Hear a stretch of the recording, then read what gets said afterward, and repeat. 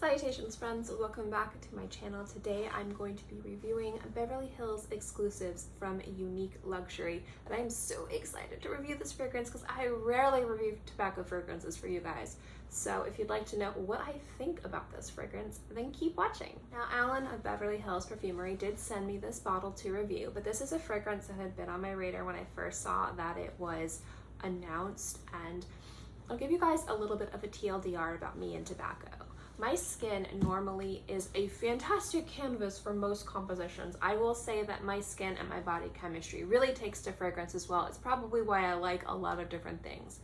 But one composition and one note particular you don't really see too often on my channel is tobacco dominant fragrances.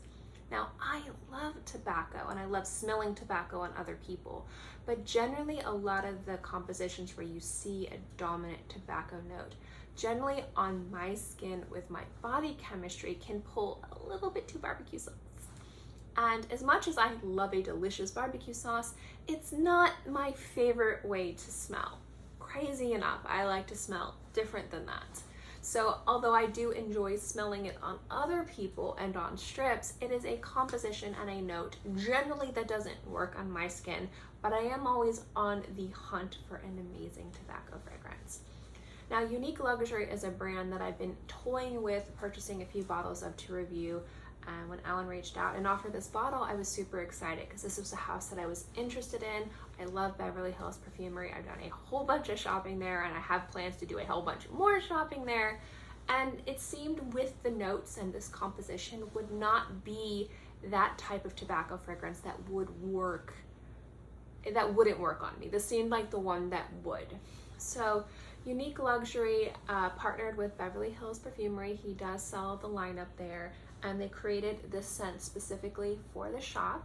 And the thing that I love about this tobacco fragrance, it has a lot of notes that work together to tame and make a fresher, kind of more dry tobacco that has a beautiful honey note. It has tonka bean, but it has some fantastic aromatic qualities in there, which I'm going to get into, which makes this a literal 10 out of 10 fragrance. If I had smelled this on my skin the first time I wore this scent, like if it wasn't sent to me, if I walked into the shop, unfortunately I've never been into the shop, I've done all my shopping online, if I'd gotten a sample or if I put this on my skin, in all honesty, I would have literally, before it had even dried, purchased a bottle of this, because this is the type of tobacco that I've been looking for that works on my skin, that is a very predominant and dominant tobacco, but has a lot of beautiful elements that don't pull too smoky fruity on my skin.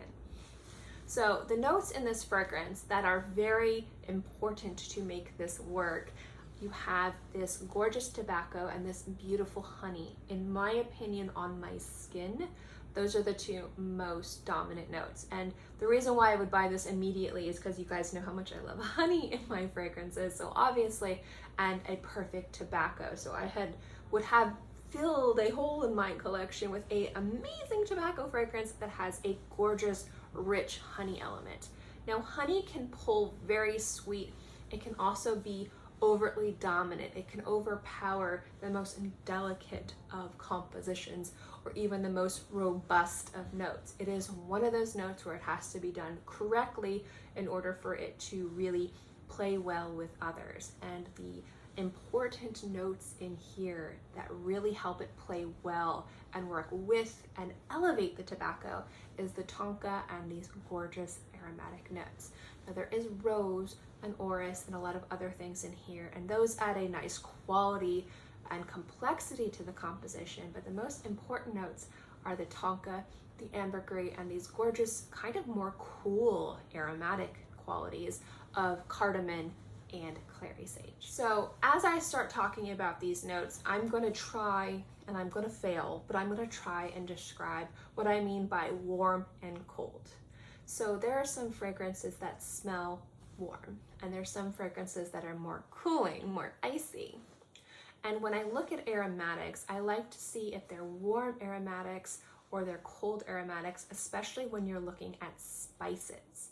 So to give you an example of, to me, what a warm spice would be that you see used in fragrances is cinnamon. Cinnamon is spicy It's red, it's warm, it's invigorating, it's empowering scent. It's fantastic. And it's very energizing. And then you have nutmeg, cardamom, clary sage. These are more kind of cooling, cool spices and aromatic notes. And they're more nutty, they're more herbaceous, they're more earthy. Specifically cardamom and clary sage. Specifically clary sage. That is a very earthy note, but it's kind of more of a damp earth and not so much of a red hot sun. So there's no cinnamon in here. There's these two very gorgeous, very underutilized spices that are used as aromatics with this amazing ambergris and this very dominant tonka note. And those, in my opinion, add to the tobacco and help enhance it enough for it to be able to not be overpowered by the honey.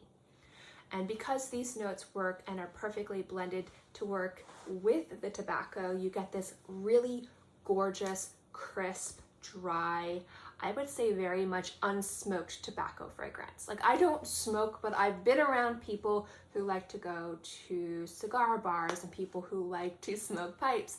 So I know what tobacco smells like.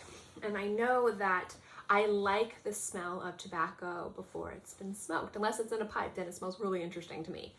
And that kind of unsmoked tobacco, that kind of dry, herbally, kind of beautiful green, almost sometimes can be a astringent note, but it's also very sweet. Is very pure in this fragrance. It's very beautiful. And it's not lost by the honey, but it's enhanced by the honey. And the honey gives it a smoothness, it gives it a roundness. And I like the fact that it makes this more of a kind of sweet gourmand-esque fragrance without smelling like a gourmand fragrance. It gives it a sexy sweetness to it, which I think works gorgeously with this very perfect tobacco note. And that's what I like about this fragrance. It has a saltiness to it. It has a liveliness to it. It has a sparkle to it without the general elements that you would use to add sparkle, which in my opinion would contradict and work against the tobacco. Rather, you have these beautiful elements that work with the tobacco that makes it stand on its own, that pairs perfectly with this gorgeous honey. And you've got this rich, decadent, very sexy, signature scent worthy tobacco fragrance with this perfect honey note, and it just works together beautifully. And that's what really drew me to this fragrance. When I first sprayed it on my skin, I found a tobacco fragrance that worked amazing on my skin with my body chemistry first and foremost. It had a lot of complexity to it, something that I enjoy in fragrances. It has a very predominant note of honey, which I enjoy, and it comes together and it smells like a great experience, and it doesn't smell cheap. It smells like something you'd enjoy, you'd feel empowered and confident wearing, and at the same time, it's very versatile too, because it's less of a hot fragrance and more of this kind of cool aromatic earthiness in regards to its underlying complexity and nuances. It's the type of fragrance that if you enjoy wearing heavier fragrances year-round, this is a fragrance that could work very well in the summer months, especially if you like those heavier, more sexy, stronger fragrances. But it also has enough power in its composition that it's not going to get lost in the cooler months of fall and winter. So this is the type of fragrance you can wear year-round. It's also just easy enough to wear that it could be worn casually, and is definitely black tie appropriate as well. And the tobacco and the notes in here aren't so headache inducing, and the complexity of this isn't something that is unfamiliar. It is also very work appropriate. So this is the type of fragrance I could see you wearing on dates. You could wear to work, you could wear around the house, you could wear to an event.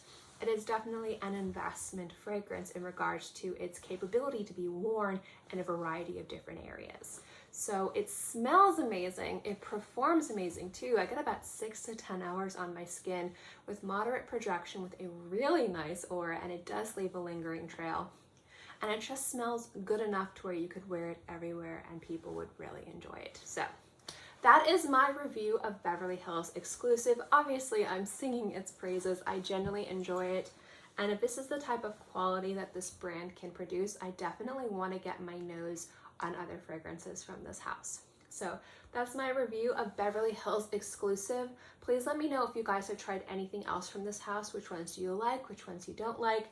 And what are your favorite tobacco fragrances too? Specifically ones that aren't so smoky fruity. Maybe you've got a little lighter one, more effervescent one, or maybe there's a fragrance that just smells just so sexy and has a very predominant tobacco note. Let me know in the comment section below.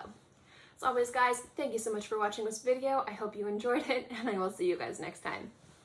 Bye.